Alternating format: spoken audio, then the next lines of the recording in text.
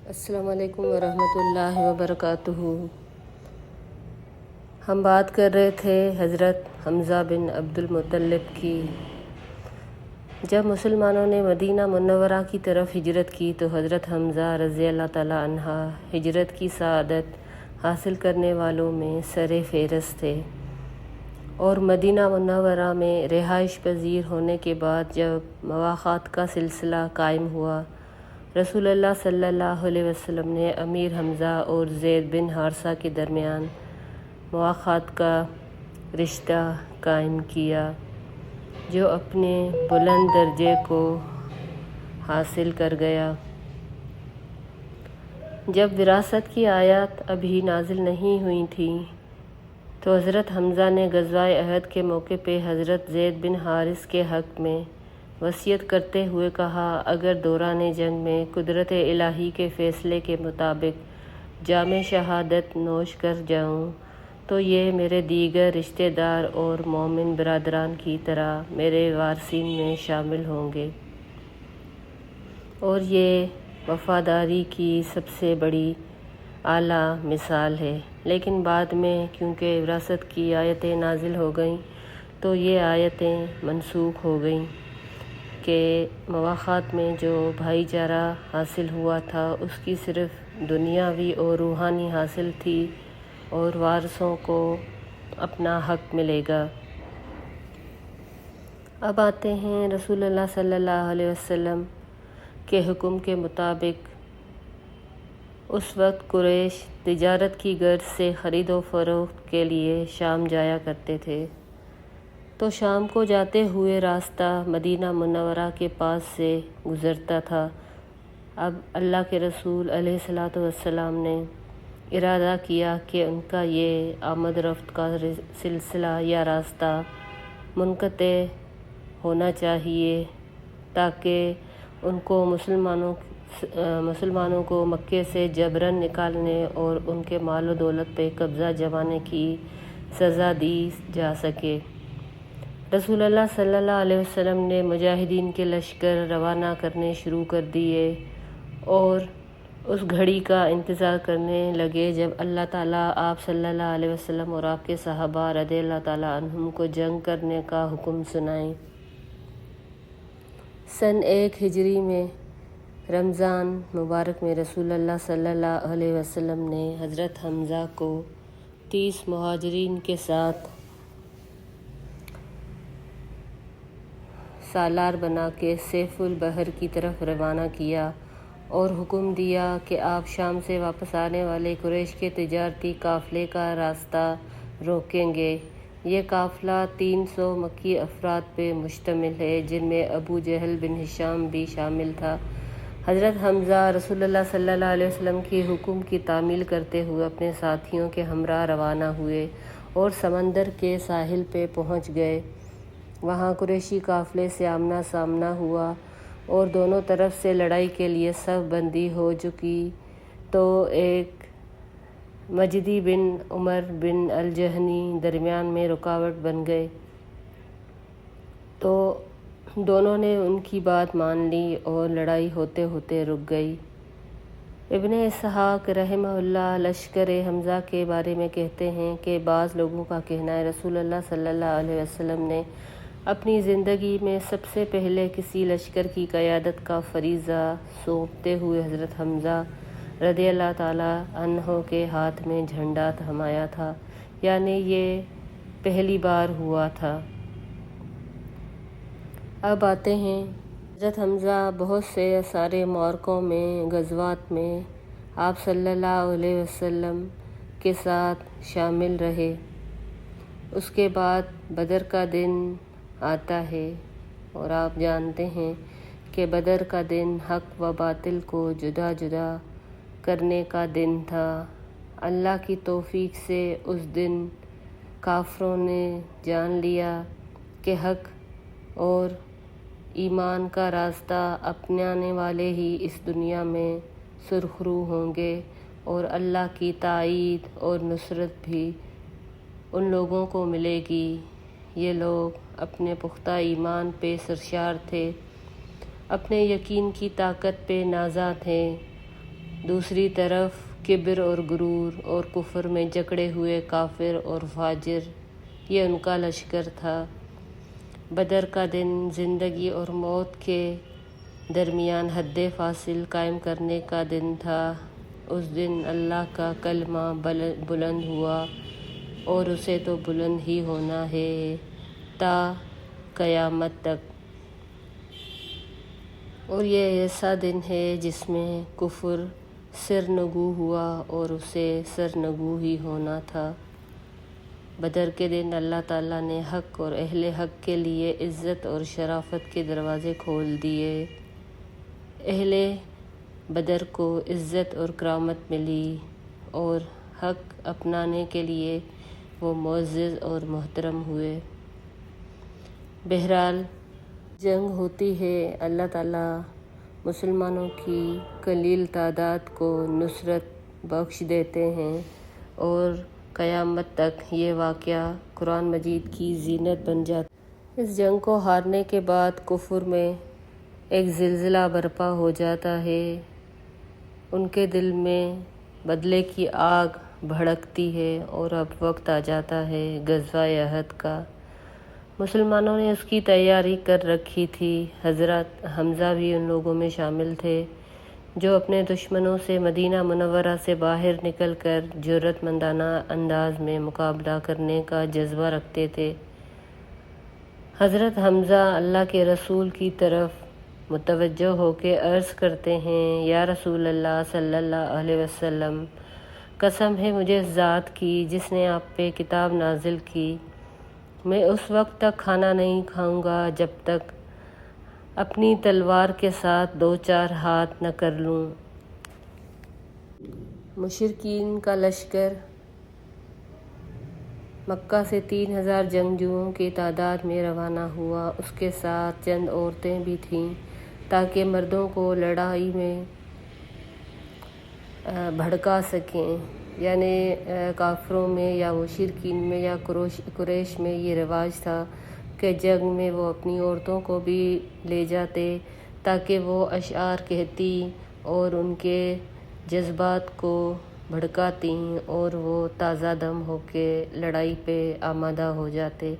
یعنی اگر کچھ ہلکے پڑ جاتے تو یہ عورتیں مسلسل ان کا یہ کہنا چاہیے کہ کفر بڑھاتی تھیں اور زیادہ ان کو لڑائی کرنے پہ آمادہ کرتی تھیں۔ ان کے اشعار اس طرح سے ہوتے تھے۔ لشکر میں ایک حبشی غلام بھی تھا جسے وحشی کہا جاتا ہے۔ وہ جبیر بن مطعم کا غلام تھا۔ جبیر نے اس سے کہا تھا کہ تم اگر میرے چچا طعیمہ بن عدی کے بدلے حضرت محمد صلی اللہ علیہ وسلم کے چچا حمزہ کو قتل کر دو تو آزاد ہے، کیونکہ وہ جنگ بدر میں حالت شرک میں قتل ہو گیا تھا۔ ہند بنت عتبہ بن ربیعہ وہ دوسری خاتون تھیں جو وحشی کو حضرت حمزہ بن عبد المطلب کے قتل پہ بھڑکا رہی تھیں، جس نے ان کے خاندان کے عزیز و اقارب کو قتل کر کے اسے پریشانی میں اور دکھ میں مبتلا کر دیا تھا۔ وہ وحشی کو مال، سونے اور زیورات کا لالچ دے رہی تھی۔ وحشی کے لیے اپنے زیر آلود برچھے سے حضرت حمزہ رضی اللہ تعالیٰ عنہ کو قتل کرنا آسان تھا۔ جب بھی ہند وحشی کے پاس سے گزرتی یا وہ اس کے پاس سے گزرتا تو وہ یہ کہتی، اے ابو دسمہ، ہمارے دل کو خوش کرو اور اپنے لیے بھی خوشی کا سامان پیدا کرو۔ مدینہ منورہ کے قریب جبل احد کے میدانی علاقے میں دونوں لشکر لڑائی کے لیے صف آرا ہوئے۔ مشرکین کے لشکر سے صبا بن عبداللہ الخزاعی صفوں میں اترتا ہوا اور اکڑتا ہوا آگے بڑھا۔ اس نے کہا، ہے کوئی میرے مقابل آنے والا؟ اس کی طرف شیر ربانی حضرت حمزہ رضی اللہ تعالیٰ عنہ نکلے اور کڑکدار لہجے میں بولے، ارے صبا اور ام اغیار، فتنے کرنے والی عورت کے بیٹے، کیا تو اللہ اور اس کے رسول کو چیلنج کرتا ہے؟ پھر حضرت حمزہ رضی اللہ تعالیٰ نے اس پر حملہ کیا اور صف ہستی سے اس کا نام و نشان مٹا دیا۔ یوں باقاعدہ جنگ کا آغاز ہوا۔ تلواریں آپس میں ٹکرائیں، مسلمانوں نے خوب داد شجاعت پیش کی اور بہادری کے ایسے کارنامے سر انجام دیے جن سے مشرکین عاجز و درماندہ ہو کر ان کے خواب بکھر گئے جو وہ اپنا بدلہ لینے آئے تھے جنگ بدر کا۔ رسول اللہ صلی اللہ علیہ وسلم کے شہسوار علی، طلحہ، زبیر، ابو طلحہ انصاری، ابو دجانہ، سعد بن ابی وقاص رضی اللہ تعالیٰ عنہم اور اس کے علاوہ بہت سارے بہادر شہسوار میدان کارزار میں لڑے۔ حضرت حمزہ نے تو سخت گیر بہادروں کی طرح لڑائی لڑی۔ وہ اس دن رسول اللہ صلی اللہ علیہ وسلم کے سامنے لڑائی کے جوہر دکھلا رہے تھے اور زبان سے یہ کہہ رہے تھے، میں اللہ کا شیر ہوں۔ جس مشرک کے پاس سے بھی گزرتے اسے تہ و تیگ کرتے ہوئے قبر کے باسیوں میں شامل کر دیتے۔ کسی میں یہ قدرت نہ تھی کہ وہ ان کے قریب آئے۔ انہوں نے بنو عبدالدار کے کئی علم برداروں کو موت کے گھاٹ اتار دیا، یعنی بڑے بڑے قریش کے سرداروں کو انہوں نے قتل کر دیا۔ اور اب وہ لمحہ آ جاتا ہے۔ جنگ بدر میں، جنگ احد میں حضرت حمزہ نے جس جرأت و شجاعت کے حیرت انگیز کارنامے سر انجام دیے، ان کی یہ بہادری بہت معروف تھی اور بہت سے بہادروں کے نسبت کہیں بڑھ کے تھی۔ وہ شیروں کی طرح لڑ رہے تھے، اس کی کوئی مثال نہیں ملتی۔ بڑے بڑے سردار قریش کے ان کے سامنے ان کو دیکھتے ہی ہٹ جاتے اور وہ یوں لڑتے ہوئے دکھائی دے رہے تھے جس طرح تیز آندھی، جیسے پتے آندھی میں اڑتے ہیں ہواؤں اور طوفان کے زور کی وجہ سے۔ بھلا پتوں کی کیا مجال ایسی تند و تیز ہوا میں وہ ٹک سکیں۔ اسی طرح حضرت حمزہ کے سامنے لوگ آتے ہوئے کترا رہے تھے۔ بہرحال اب وہ لمحہ آ گیا جب کہ وحشی گھات لگائے بیٹھا تھا، اور جب یہ ان کے نشانے میں آئے تو اس نے اپنا نیزہ تاک کر پھینکا جو سیدھا ان کو لگا، اور حضرت حمزہ رضی اللہ تعالیٰ عنہ جام شہادت نوش فرما گئے۔ اللہ کا یہ شیر کس طرح قتل ہوا، کس طرح اس نے دھوکہ کھایا، آئیے ہم یہ منظر کشی اس وحشی پہ چھوڑ دیتے ہیں جس نے بعد میں اسلام قبول کیا اور ساری زندگی اپنے اس عمل پہ پشیمان ہوا۔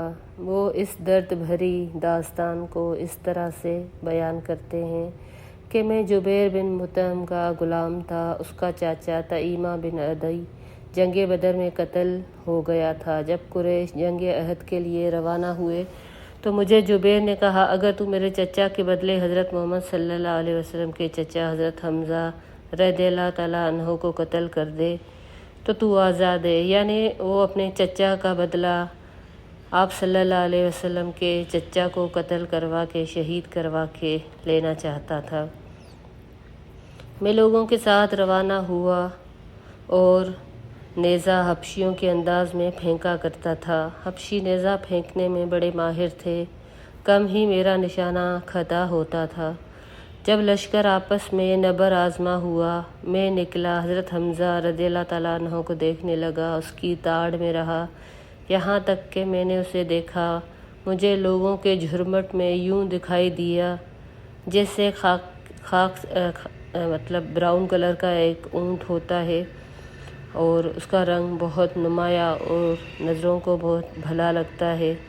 تو میں نے دیکھا وہ بڑے جوش و خروش سے لوگوں کو تہ و تیگ کر رہے تھے، کوئی چیز بھی ان کے سامنے ٹھہرتی نہیں تھی۔ اللہ کی قسم میں اس طاق میں بالکل تیار بیٹھا تھا، میں درخت یا پتھر کی اوٹ میں چھپا ہوا تھا تاکہ وہ میرے قریب آئے۔ جب وہ میرے قریب آئے تو میں نے اپنا نیزہ چلا دیا جو ان کی ناف کے نیچے حصے میں لگا، یعنی ناف کے نچلے حصے میں، اور آر پار ہو گیا۔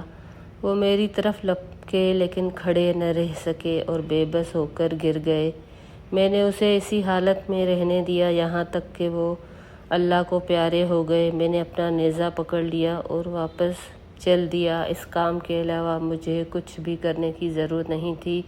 میں نے انہیں اس لیے قتل کیا کہ میں آزاد ہو جاؤں، اور جب میں مکہ پہنچا تو مجھے آزاد کر دیا گیا۔ یعنی ان کو جنگ سے کوئی سروکار نہیں تھا، وہ اس جنگ میں حضرت حمزہ کو شہید کرنے کے لیے ہی آئے تھے۔ بہرحال یہ معرکہ اپنے اختتام کو پہنچا۔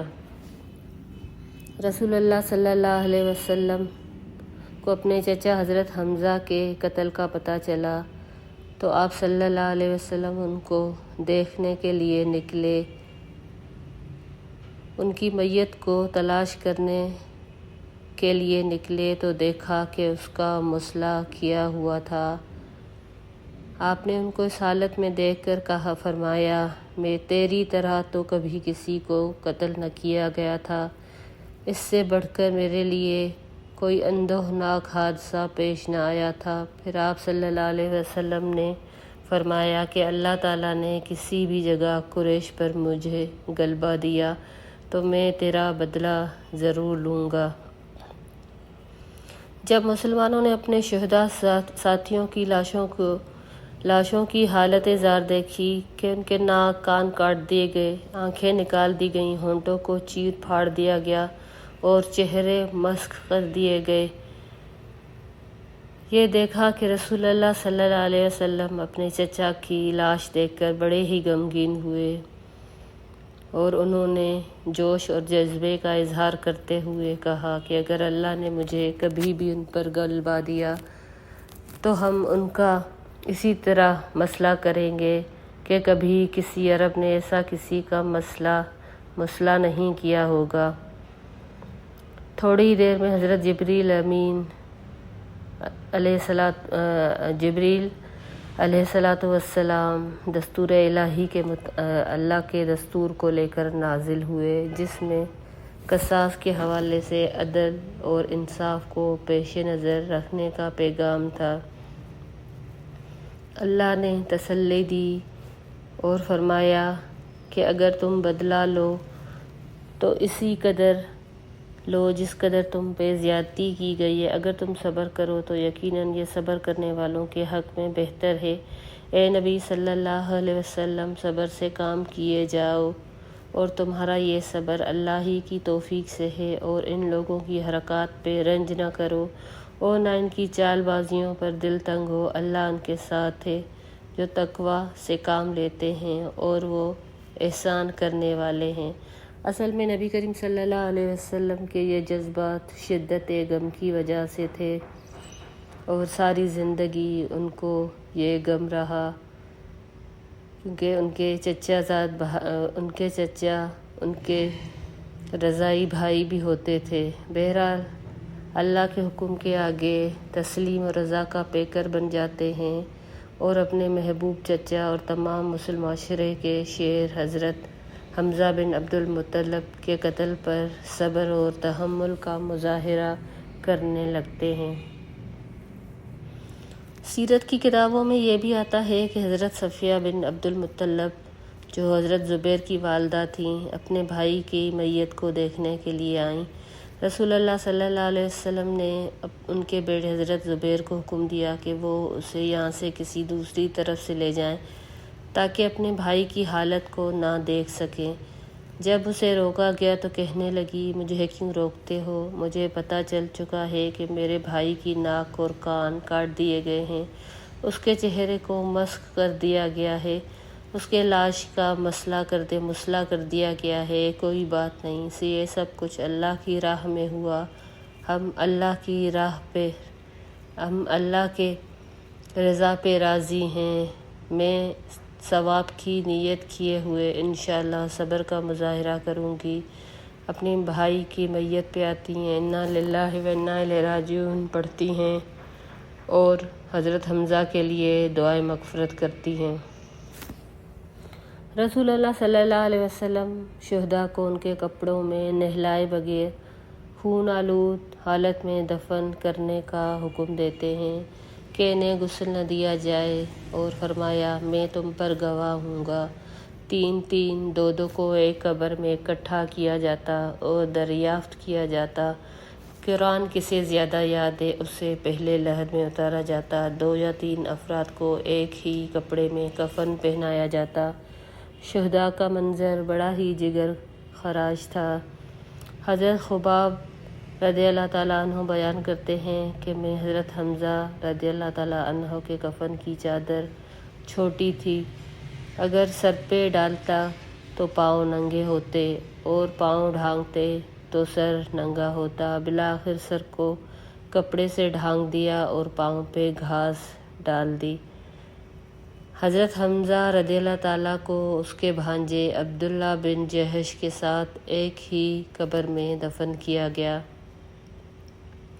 رسول اللہ صلی اللہ علیہ وسلم نے شہداء پر ایک نگاہ ڈالی، ارشاد فرمایا، میں ان تمام پر گواہ ہوں، جس زخمی کو اللہ کی راہ میں زخم لگا، قیامت کے دن اسے اسی طرح اٹھائیں گے، اس کے زخم سے خون بہہ رہا ہوگا جس کا رنگ خون کا ہوگا اور اس کی خوشبو کستوری کی طرح آ رہی ہوگی۔ رسول اللہ صلی اللہ علیہ وسلم مدینہ منورہ تشریف لائے، آپ نے انصار کی عورتوں کو اپنے مقتولوں پہ روتے ہوئے سنا اور فرمایا، حمزہ پر کوئی رونے والی نہیں۔ تو وہ خواتین حمزہ رضی اللہ تعالیٰ عنہ پہ رونے لگیں، یعنی بین کرنے لگیں، تو آپ صلی اللہ علیہ وسلم نے ارشاد فرمایا، ان خواتین کو حکم دو آج کے بعد کوئی شہید پر نہ روئے۔ مفسرین کہتے ہیں کہ قرآن میں بہت ساری آیتیں ہیں جن میں حضرت حمزہ کے بارے میں ہی ذکر ہوتا ہے۔ سورہ رعد آیت نمبر 19، أَفَمَن يَعْلَمْ أَنَّمَا أُنزِلَ إِلَيْكَ مِن رَّبِّكَ الْحَقُّ كَمَنْ هُوَ أَعْمَىٰ إِنَّمَا يَتَذَكَّرُ أُولُو الْأَلْبَابِ۔ بھلا یہ کس طرح ممکن ہے وہ شخص تمہارے رب کی اس کتاب کو جو تم پر نازل کی حق ہے جانتا ہے، اور وہ شخص جو اس حقیقت کی طرف سے اندھا ہے، دونوں یکساں ہو جائیں۔ نصیحت تو عقل مندوں کے لیے ہی ہے اور وہی اس کو قبول کرتے ہیں۔ مفسرین کا خیال ہے یہ آیت حضرت حمزہ بن عبد المطلب اور ابو جہل کے بارے میں اتری۔ اسی طرح بہت ساری اور آیتیں بھی کہتے ہیں۔ سورہ نحل آیت نمبر 86 میں اللہ ایک مثال دیتا ہے، 2 آدمیوں میں سے ایک گونگا بہرا ہے، کوئی کام نہیں کرتا، اپنے آقا پہ بوجھ بنا ہوا ہے، جدھر وہ بھیجے اسے کوئی بھلائی کا حکم نہ دے، اس سے کوئی کام نہ بن پائے۔ دوسرا شخص وہ ہے جو انصاف کا حکم دیتا ہے اور خود راہ راست پہ قائم ہے، بتاؤ کیا یہ دونوں یکساں ہیں؟ یہاں پر مفسر کہتے ہیں کہ ان 2 آدمیوں سے مراد ایک کافر اور ایک مومن ہے، اور اسی طرح کہا گیا کہ یہ قول حضرت حمزہ، حضرت عثمان بن عفان اور عثمان بن مظعون کے بارے میں ہے۔ اور اب کم یعنی جو بوجھ ہے اپنے مالک کے لیے، اس سے مراد ابی بن خلف ہے جو قریشوں کا سردار تھا۔ حاذان خصمان سورہ حج میں ایک آیت آتی ہے، یہ 2 جھگڑنے والے، اس میں بھی کہا جاتا ہے کہ یہ مسلمان حضرت علی، حضرت حمزہ اور عبیدہ بن حارث تھے، اور ان کے مقابلے عتبہ اور شیبہ ربیعہ کے بیٹے اور ولید بن عتبہ ہیں، انہیں مسلمانوں نے بعد میں قتل کیا۔ اس کے علاوہ بھی جمہور علماء فرماتے ہیں، أَفَمَن وَعَدْنَا وَعْدًا حَسَنًا فَهُوَ لَقِيهِ، کہ یہ من المؤمنین، ایک اور آیت آتی ہے، من المؤمنین رجال صدقوا ما عاہدوا اللہ علیہ، کہ ایمان لانے والوں میں سے ایسے لوگ بھی ہیں جنہوں نے اللہ سے کیے وعدے کو سچ کر کے دکھلایا۔ ان میں بھی حضرت عثمان، طلحہ، سعید، حمزہ، مصعب بن عمیر اور انس بن نضر کے علاوہ کچھ اور مسلمان ہیں جو شہید ہوئے۔ فمنہم من قضا نحبہ، جنہوں نے اپنی نظر پوری کی، یعنی انہوں نے قسم کھائی کہ جب بھی ہمیں موقع ملا اللہ کی راہ میں لڑنے کا تو ہم اپنی جانوں کا نذرانہ پیش کریں گے، لہٰذا انہوں نے اپنی نظر پوری کی۔ اولئک ھم الصادقون، سورہ حدید آیت نمبر 19۔ یہ لوگ ہیں جو سچے ہیں۔ کہتے ہیں کہ صدیق لوگوں میں سے یہ 9 افراد ہیں: حضرت ابوبکر، حضرت عمر، حضرت عثمان، حضرت علی، حضرت طلحہ، حضرت زبیر، حضرت سعد، حضرت حمزہ اور حضرت زید۔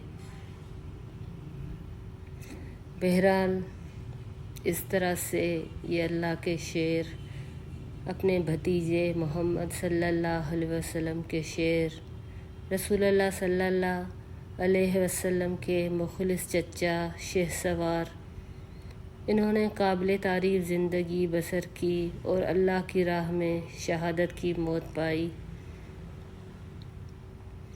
اللہ سے دعا کرتے ہیں انہیں جنت الفردوس میں اعلیٰ مقام پہ فائز فرمائیں، اللہ ان سے راضی ہو جائیں اور یہ اپنے رب سے راضی ہو جائیں۔ السلام علیکم ورحمۃ اللہ وبرکاتہ۔